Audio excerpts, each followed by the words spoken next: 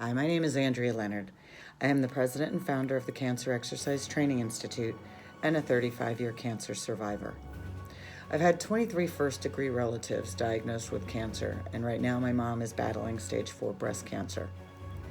Even with all of my experience, I sometimes fumble for words and don't know what to say, and occasionally I'm sure I say the wrong things. So I wanted to take this opportunity to share with you some published thoughts on what to say to somebody when they've been diagnosed with cancer. For starters, listen first, talk second. You don't have to be the cheerleader. You can't even begin to understand what somebody is going through who's been diagnosed with cancer. Obviously, if you've been diagnosed yourself, you have a little more understanding and empathy, but everybody's situation is different. So let them talk. Then you can respond afterwards. Not everybody wants your advice, so only give advice when asked. Don't say, you ought to do this, I think you should do that, my mom did this, or my friend did that. There is nothing more annoying when you are overwhelmed with the fact that you're facing a life-threatening disease and all of the decisions that you have to make about surgery, treatment, your family, personal health, what have you. Even though your intentions are good, it's not always going to be received with open arms. I would recommend that you learn as much as you can about their cancer. Learn about the surgeries, learn about the treatment options, prognosis, life expectancy, etc. Educate yourself so that when you are asked questions, you can answer them with confidence that you know what you're talking about. There are resources like the American Cancer Society, National Cancer Institute, National Institute of Health, Johns Hopkins, Mayo Clinic, Sloan Kettering. They all have very extensive websites.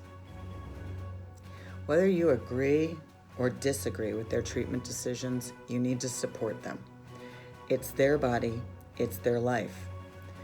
As loved ones of people with cancer, all we're thinking about is the loss that we would have if they passed away.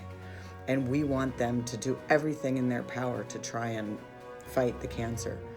But not everybody is willing to go through the horrible side effects of certain cancer treatments for the chance to gain a year of life while they are miserable and sick every day.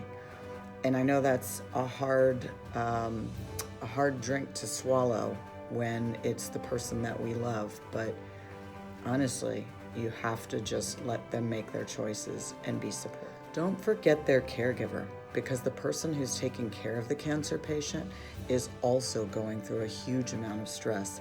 Not only are they trying to live their own lives, take care of their own families, go to work, so on and so forth, but they're also overwhelmed with all of the cancer patient's needs, from cooking for them, getting them to their doctor's appointments, helping them to deal with the emotional stress of cancer. So helping out with a meal, helping offer to drive somewhere or do something special for the person who's taking care of the cancer patient, I'm sure would be very welcome. So many people become invisible when you're diagnosed with cancer because they don't know how to handle it. So they just stop calling, they stop showing up, and that makes the cancer patient feel even more and more alone and withdrawn. So please don't be afraid because you don't know what to say. If you do nothing more than show up and give them a big hug and say, I'm here for you, show up with a flower or take them to a movie or something, I can't tell you how far that gesture will go.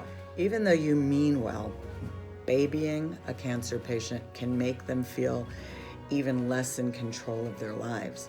By helping them or encouraging them to do the activities that they usually do on a day-to-day basis, whether it be self-care, cooking, gardening, working out, encouraging them to do those things, at least they'll still feel that they have some control over their own lives and their bodies, and that they're not wasting away to nothing.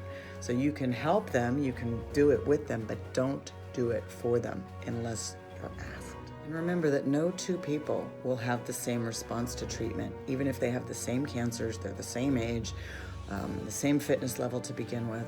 Their response to treatment, emotionally and physically, may be completely different. So try and understand what that person is going through. Be supportive, be patient, be empathetic, and don't disappear. The support you give and the encouragement and showing them that you are there for them can be the difference between somebody really withdrawing and somebody who is truly a survivor.